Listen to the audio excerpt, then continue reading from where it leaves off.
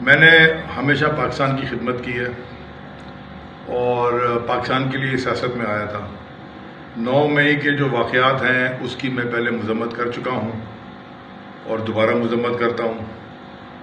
پاکستان افواج ہمارا فخر ہے اور ان کی وجہ سے ہم سکون سے سوتے ہیں، کیونکہ وہ ہمارے سرحدوں کی حفاظت کرتے ہیں۔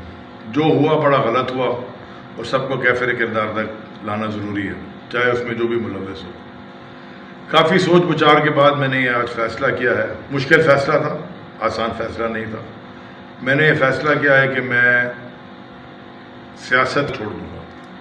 جب میں سیاست چھوڑ دوں گا تو پھر تحریک انصاف میں بھی جو میرا عہدہ ہے سندھ کی صدارت کا، کور کمیٹی کے ممبر کا یا MNA کا، سب سے میں استعفیٰ دیتا ہوں۔